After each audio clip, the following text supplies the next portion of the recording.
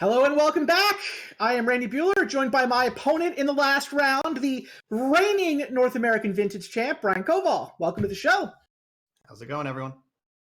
I guess you've already been on the show, just not with me. Well, Yes. Welcome to my little corner of the show. Wow, I feel like I got away with one that round. I played the second game so badly. I made what I thought was a reasonable judgment call that didn't work out, but I think I just butchered it because somehow I needed my fetch land to create both red mana for Lightning Bolt and white mana for Rest in Peace. So I had Rest in Peace in the second game, and because I fetched to Bolt, I don't know. I could have Force of Willed Lavinia. I probably should have just Force of Willed Lavinia and not got myself into this mess. Then I could have Rest in Peace, then bolted Vengevine, and it all would have been fine. But because I let Lavinia resolve, then I priced myself into bolting her so that I could stop the Vengevine, so that I could draw land, deck, please, land for Rest in Peace. No, but the one-turn window was all you needed, and then it was just like avalanche. Yeah, I identified that when you had basic island fetch land, and Yep. I was like, I don't want him to jam Rest in Peace here, but if he does, then removal's off for the turn. Right? And Yep. you left up removal, which ended up being, I don't know right or wrong. Like you said, it was a judgment call, and I had a strong line either way, but the one where I get to puke Vengevines out of my graveyard is always the better line.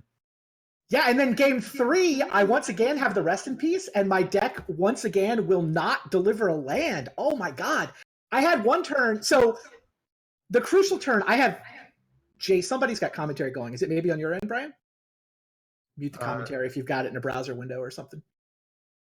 Anyway, I had Jace. I have 2 lands. I got the Jace out via Black Lotus. I'm holding the Rest in Peace. And so I untap for my turn with 2 lands, a Preordain. I know my top card is a duplicate Jace.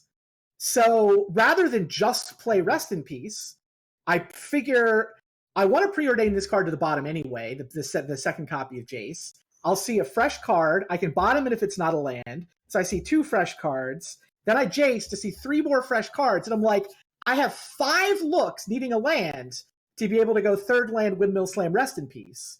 And I whiff. And then all hell starts to break loose, and I almost lose to freaking 1/3 flying. Just like, deck, please, where's the land? Well, to be fair, I play more creatures than you play lands, and I bricked on a creature for 6 or 7 consecutive draw steps where any survival would have just put the nail in it. Yeah, then, I mean, two of those were Jace fueled. Like I Jaced a creature to the bottom, right, on one occasion, and the other occasion chose to leave a land on top. But you're right. No, it was a weird game. It was one of those where like all of a sudden, like you're doing survival the fairway, and it might be good enough because I can't find lands to ever. And then it's Thalia, and I'm like, I thought you played that game really well. I was from my perspective, it was mostly frustrating, but it felt like you did a good job of taking advantage of the flaws in my draw, while the good parts of my draw had you kind of pinned under Lavinia and Rest in Peace. Yeah, that was one of those games where one of us was going to be absolutely miserable at the end of it. Either way. Well, I'm glad it was you. That's what I'm saying. I appreciate that. Yeah, the triple Rest in Peace, my draw just happened to largely ignore it. I think what I needed to do that game was survival away the hollow ones for non-artifact threats. Oh, so I can't steal them with Dak? Yeah, Dak is so good. I tested this matchup a little bit this afternoon. Dak is insane in the matchup. Oh my god, it's the key to everything. Real dumb. But I mean, most of your good draws involve hollow ones. Yeah. It's like the rest of my deck's job is to stop Vengevine. Like all the rest of my sideboard, the plows and the Rest in Pieces, I just got to stop Vengevine. But Dak taking hollow one is so powerful.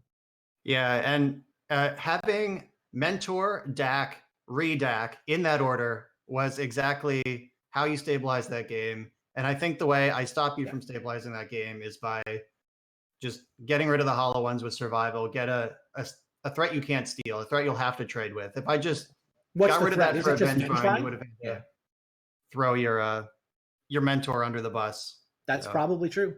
No, that is probably true. I whiffed on land again when I had Dak. Like I had Dak the whole time. And then Thalia, then I drew the third land after the Thalia, but then I whiffed on the fourth land once. But yeah, I got there just in time, and it had to be Yeah, it basically had to be Mentor into Dak, given the situation I got myself into by not being able to deploy anything earlier. That was a great game. Well, let's go watch some more great Magic. Let's go find out if Brassman can demolish with this Death Shadows deck. Oh my god, that was insane. If you didn't see the first one, it didn't take long. Let's go find out what round 2 looks like.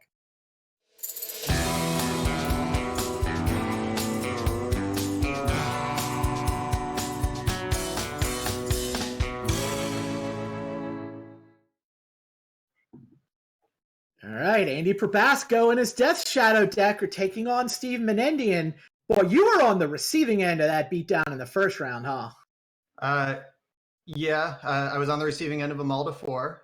Okay. And then Death Shadow. Your Mulda 4, though, it was like you had a Squee and a Hollow One in that right away. You would have kept those 4 with any 3 other cards, and it would have played about the same. But if I had 3 other cards, that game would have been easy. And then, you think? Oh, yeah, absolutely. Interesting. I was a Vengevine or Wonder away from winning that game. Okay. I'll buy that. It definitely, I mean, yes, you mulled to 4. The second game. The Surgical is the scariest card in all 225 cards tonight that are being played against me. And he had it when he needed to. Your deck is sweet, by the way. I think your deck's quite good. Yep. I hope to get 1 win off it tonight. I'm not completely sold on Lavinia because it feels like it stretches the mana a little bit, but. Well, the mana was already stretched, and the deck was playing Thorn of Amethyst. Oh, Lavinia is better than Thorn, that's for sure. Yeah, good point. Definitely. Fair. Right, if you think of Lavinia as not plan A, but as just like upgrading card 59 or whatever. Yes, that's exactly what it is. You're a hate bear. You're a dredge when you need to go fast, and you're hate bears when you need to go slow. Makes sense. Yep. All right. So, piggyback off your lead in, I do think Andy Probasco is going to demolish Steven Menendian here. Yeah, I do too. Wow, he managed to deal 7 damage to himself on the first turn. Yep. Gitaxian Probe, Thoughtseize, fetch for a shock land. Yep. It's messed up when that happens. The Force Will is going to be huge too. Like, Steve's actually got the ability to get some stuff done with Vampiric Tutor, but Force Will is going to just demolish him. Yeah, he can Mystical for an Ancestral, Vamp for something else, Ancestral that thing, and 2 other cards into his hand. But we have the Young Pyromancer plus Force of Will ready to deny. Yeah, I feel like this might be a Tinker line for Steve. It could be. Like, he could just upkeep Mystical for Tinker, try to plop a Blightsteel into play, which is good enough. I guess, God, could Death Shadow? No, it can't really block, can it? Andy could be at 2 or less, 2 or 1, and get a block out of it, but only once. Yeah, only once. That's the problem. So it gets small. Right. All right, he goes for the Vamp Tutor rather than the Mystical. I guess that's because his black mana is already in play, and that's what he's tapping. Yep. I think I get Tinker here. Not that it works because of the Force of Will, but I think I get Tinker here. Yeah, it could be Tinker or Mentor are the lines. Mentor's not bad. He doesn't have much in his hand, though. Right. Yep, there's the Tinker. Solid play. Wrecked. It's just, this Force of Will it's like a 4-for-1. It gets the Tutor, it gets the Tinker, and it gets the Mana Vault. Yeah, and it makes a 1/1 token. Right. Yeah. Brutal. 5 for 2, or however that math worked out. So Steve can Mystical for Ancestral. Yeah, and then just cross. And then see where it goes. If Andy draws any sort of counterspell. All right, so he drew a clock, right? He drew Death Shadow. So attacking for 3 this turn. Bolt is 3 more, and it makes a token. Then 3, 4, 5, 6, 7 next turn. Not quite dead. I think a fetch land kills him. Right. Yeah. Andy needs to draw a way to damage himself. Well, damage one of them. Lightning bolt or. Yes. He only has 1 shadow. If you have 2, bolting yourself does more damage. But with the 1, I think you just go upstairs against Menin.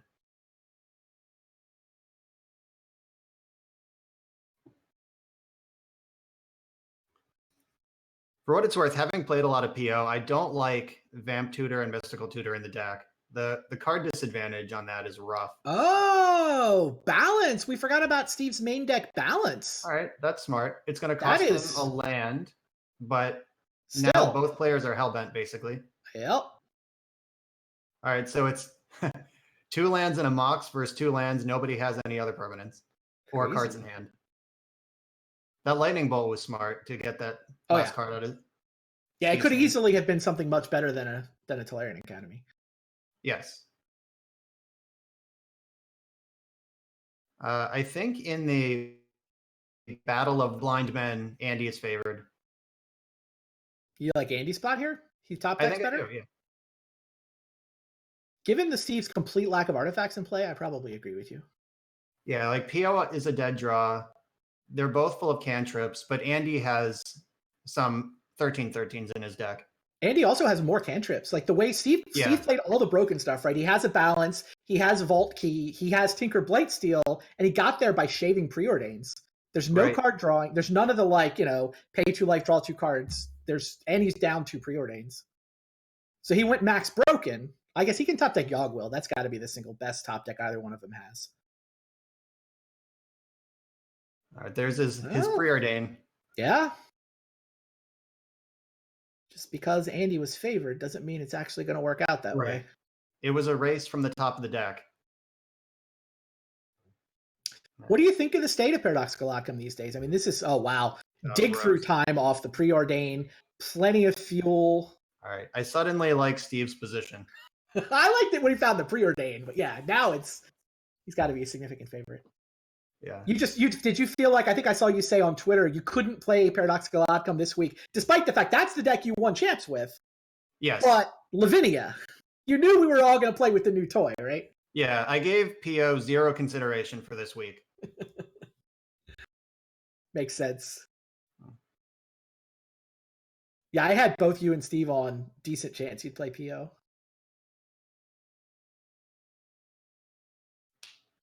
Yeah, I thought you would be on either Xerox or Dredge. And I thought Andy would be on some sort of Xerox deck too. And he mostly is. He is. He totally is. Yeah.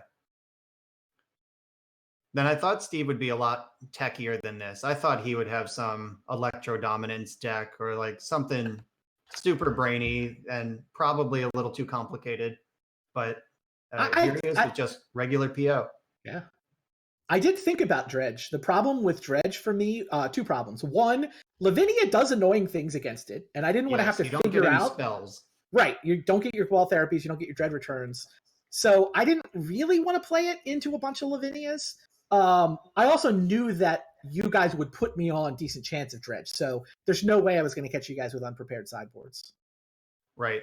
I have Containment Priest, Grafdigger's Cage. I even have a Priest main, all of which are totally dead in this this league. Yeah, my Containment Rich running roughshod over last week. I wasn't gonna let you do that, so it's worth it. What is Smemin taking here? All right.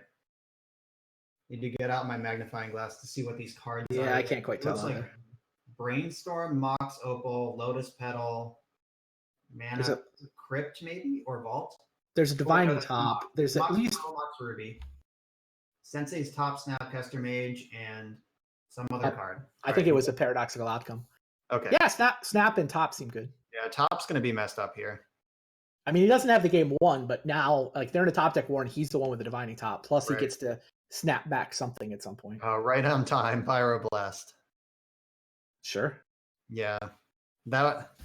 Andy really wanted that for that dig through time, but the ship has sailed now. PO to draw 3? I think you draw 3. He didn't have it last turn. He has 1 random card. Yeah, definitely. And you're not going to draw 3. You are going to make your opponent discard a Pyroblast. That's what's going to happen here. He's going to draw 1 and put Top on top of his deck. Right.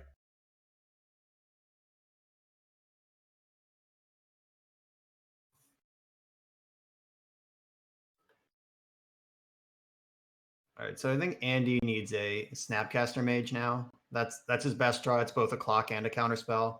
An Ancestral Recall, obviously, is always welcome. A Brainstorm, that's mostly Ancestral Recall. Yep, there is a Bloodstained Mire, so... Yeah, and that's not... I don't think that's forcible here, but Ancestral would have been. Oh, this is bananas. It is very good. All right, he has 1 Volcanic Island in his deck. He's going to have to take 4 to fetch and dig.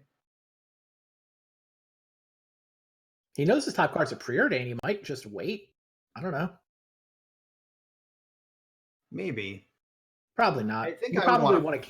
Like, if you jam Dig Through Time here, Steven has to have exactly Force Snap or Force Blue card to counter it, and then he's hellbent. That's all the counter magic Steve's got, though. Like, he's PO. I don't think he has any counter magic main other than the 4 Force of Wills, does he? Right. He didn't play a Flusterstorm. You know his top card is Sensei's Divining Top, so he's not drawing a relevant piece.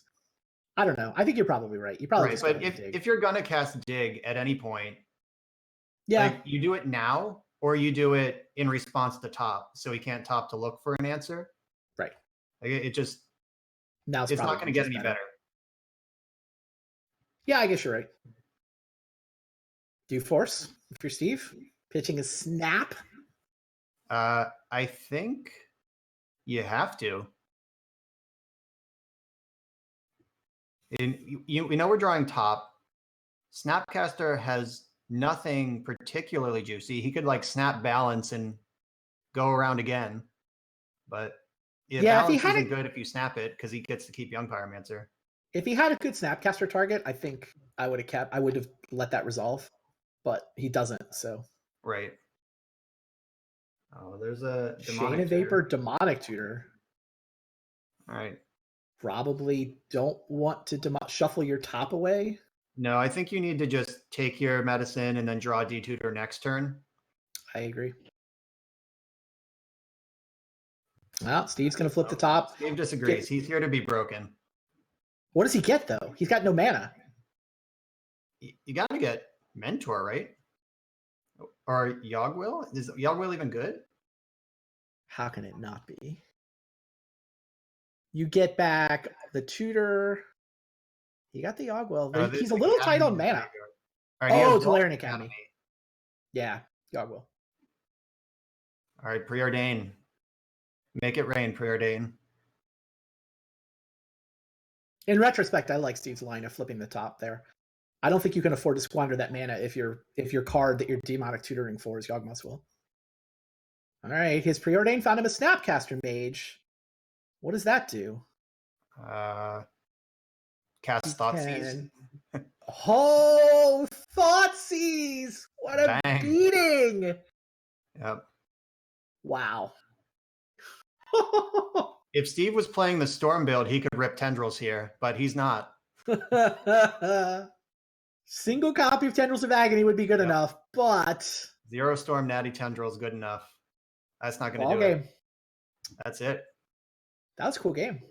And Brassman 3-0 in games on the day. Yeah, his deck is good and well positioned. Sure. Yeah, his Thoughtseizes are great, especially. I think you're his scariest matchup with all your Swords to Plowshares. I think that's right. But it's still I don't know that I have a big advantage. I think I'm slightly favored. Yeah. Yeah, it's like we both have Xerox shells and he has Death Shadows where I have removal, including all 4 plows. Right. You both have 4 misstep. So you're just gonna vintage each other there. Yeah, I have more Pyroblast than him. But his Pyroblasts are better than mine. Yes. Because I care about his black spells the most, I think. It's really weird. I think my missteps are better than my Pyroblasts, which is really unusual. I think that's true. You can't Pyroblast a Death Shadow. Right. Or Thoughtseize. Right.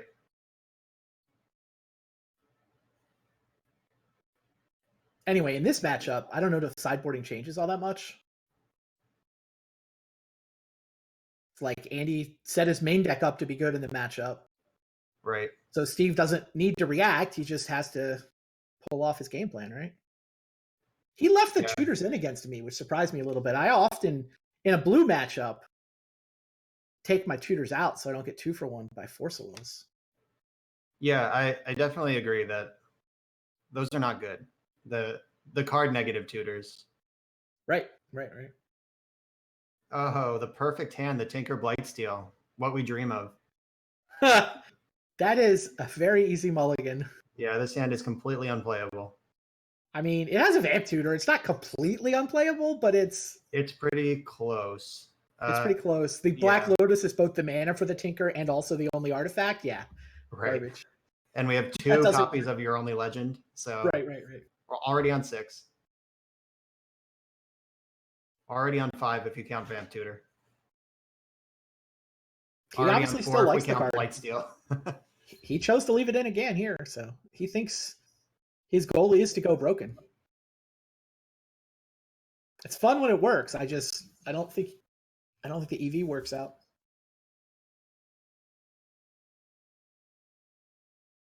Huh. All right, so here's a turn 1 Sensei's top.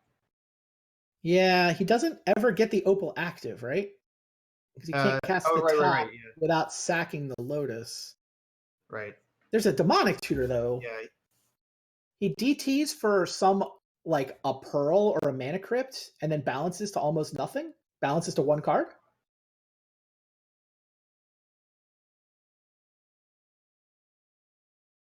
I think my play here is balanced to 1 card.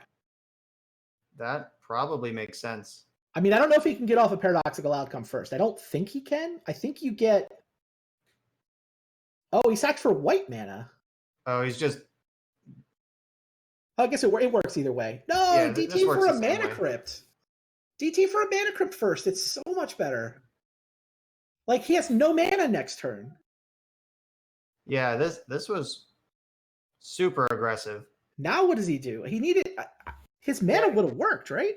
This is crazy. He needs exactly a 0 cost... He needs a 0 cost artifact, or he just can't cast spells. Right. Yeah, DT for Mana Crypt there makes... Or even... I think Mana Crypt's the right artifact. Yeah, land starts spinning the top at least.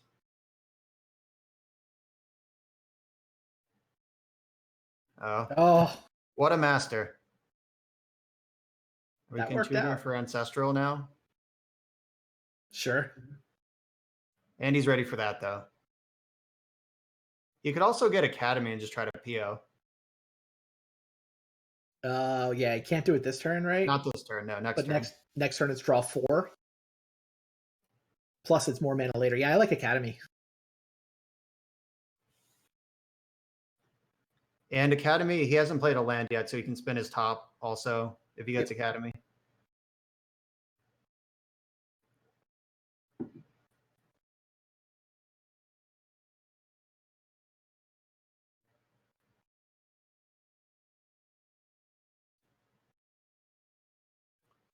You still have to play Steve? I still have to play Steve. Yep. How's your PO matchup? It depends on if I get a turn 2. Sounds about right. I think, 11 permanents that he can't go off through in my 75, but I do need to get one into play before I'm dead. Yeah. You usually get a turn 2. They only win. Their turn 1, or even turn 2 on the play is... Yeah. 20-25%. It's not like it's half the games or anything. All right, I have his list. He's only on 3 opals, so he's not the full broken. Like, he's not speed broken. He's like perfect card, like Christmas Land broken with the card negative tutors. Right, with Vault Key and Tinker. I don't think Andy can cast Young Pyromancer here. All right, and he knows it. He knows it. The thing is, Steve found Paradoxical Outcome on top of his library when he spun the top. He DT'd for Academy, just like we suggested, spun his top, and found a second outcome. So, instead of Andy's that Pyroblast this one, and then he's going to jam his Young Pyromancer, and then he's got to die to the next one. Pretty much.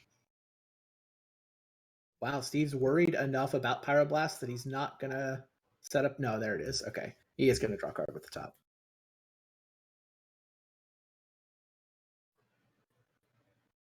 Oh right, yeah, that does mess with the mana a little bit, flipping the top. Because top will still resolve. Does he not have? He still has exactly 4 next turn. He had 5 mana this turn. Yeah, Pyroblast counters that outcome. Steve's gonna go ahead and Okay, he can rebuild with the repeal. All right, he's safe. I mean, he still had exactly 40 the other way, but assuming top resolves, mental misstep becomes the best draw if top stays on top of the deck. All right, the boat's pretty good. 7 cards in Brassman's graveyard, so he gets to cruise and leave up Ruby for any potential pyros. All right. Finds Force of Will, but no blue card. Uh-oh. Yikes. Now he has to just tap for Young Pyro and hope Steve didn't have a backup plan. Steve's deck has loved him this game, so he does have this backup plan. Yeah, but it's just a cross your fingers moment for Andy. Steve's spinning top on upkeep. He'd love to find another artifact. He found one. That's not what we meant. It's like, it's the Stay Puft Marshmallow Man.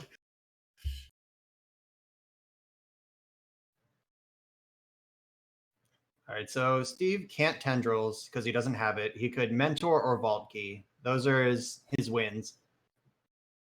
Right. His primary way to go off and just win on the spot is to set up Time Vault Voltaic Key and just take all the rest of the turns. Is he out of mana? He can't go again. Oh, no, he has Lotus in his graveyard. He could Yogg Will, then go again. Oh, no, Nope. No, he can't. That doesn't make mana. That just replaces the 3.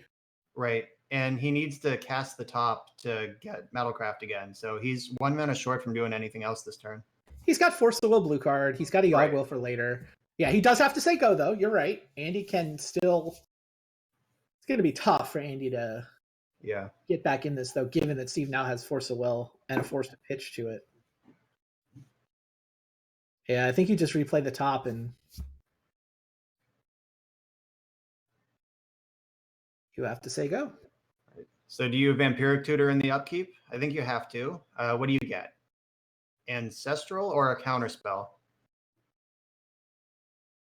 I think it's probably Ancestral. Yeah, usually is. You're not about to win, so right. Half a counterspell does not seem good enough. Yeah, that looks like upkeep Vampiric Tutor for Ancestral. Is that Notepad? Notepad? I believe that is Notepad making an appearance. Steve is writing out lines. All right. It doesn't go anywhere this turn, though. There we go. Notepad.exe making its first appearance of the season. Legendary. The original VSL. Notepad. It's the original VSL meme, right? Gotta be. King of all VSL memes.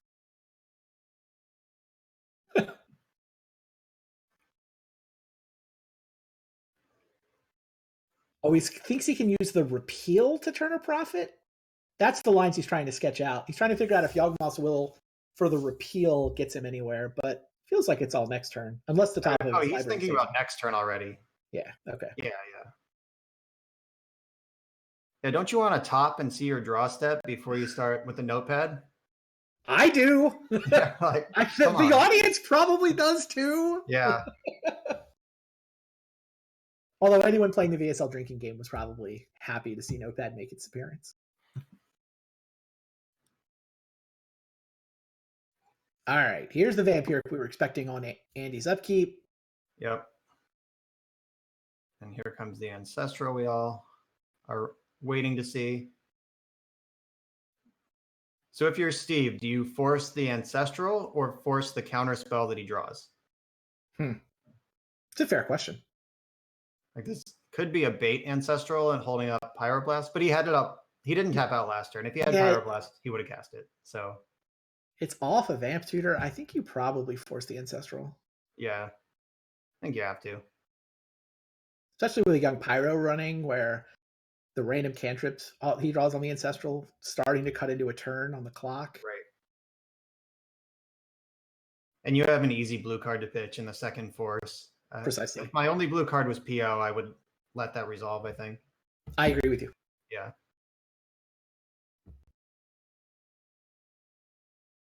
All right. Steve untaps. He's got access to go again. Mox Sapphires. That's a great draw. I mean, he put it on top at the top, but it's still a great thing to find when he spun top last turn. Yeah, definitely. So he's got 7 mana. He gets to PO. He gets to draw 5. He's got a Yawgmoth's Will for later. Yeah, Lotus is already in the graveyard for that will. I'm surprised Opal didn't float a black here, but whatever. Yeah, Lotus and GT are both in the graveyard, so he's got a pretty straight line to victory here. Yeah, he just needs like half a Vault Key. Now it's deterministic. He's got Vault Key and he's got Mentor. Yep. Yeah, we're done. And Brassman's like, I don't even need to see it. Yep. Whatever. 5 cards, plenty. All right, looks like we head to game 3. All right, Brassman back on the play. And he did get the first one. He is now back on the play for game 3. Yeah, big game.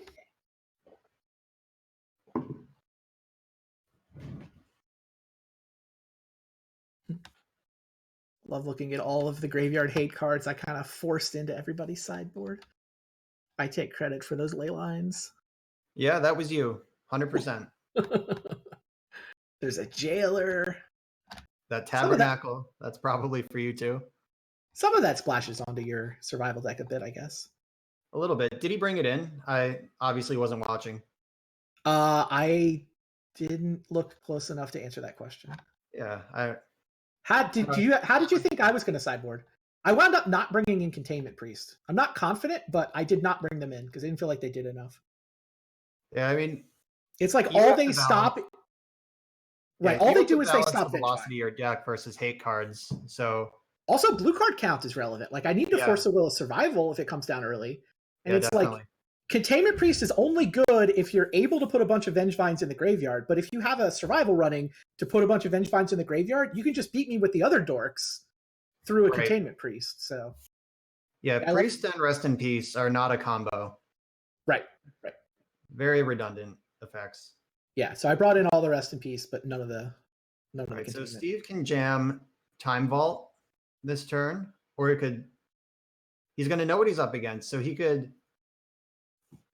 All right, if he draws mana here, he could. All right, that's not mana. So he knows the coast is clear for the Time Vault right now. Yes, it's a mediocre draw for Brassman. He mulliganed once. He chose to keep up. I guess he did Steam Vaults and Pay the Life, which not really a tell in a Death Shadows deck that wants to pay life anyway, but in fact it was so that he'd have Pyroblast. And he declined that turn 1 preordain because of it. I guess that's a decent draw. He's got the 3 mana to turn Snapcaster on. It's just it's a control-ish draw. It's Andy playing like the Xerox control deck. Right. Rather than the Death Shadow. Steve can Mystical Tutor for PO and protect the tutor or the PO with the Force of Will. And then draw a bunch of cards next turn. I mean, hypothetically, he could Mystical and then repeal something to flip it into his hand, but... Right, yeah, he could do that all immediately. Pitching that Lavinia being blue is clutch here. So, yeah, I mean, I don't think we'd all be playing it if it wasn't blue. Right. It's like... Better or worse than Thalia, do you think? If it wasn't blue. Given that it's blue, it's probably... Blue? Yeah, the effect. The effect is what? Weaker than Thalia, but it's blue? Is that where you're at? I think it's just different than Thalia. Against PO, I would rather have the non-blue Lavinia in play. Against Xerox, I'd rather have Thalia in play. So they're just different cards.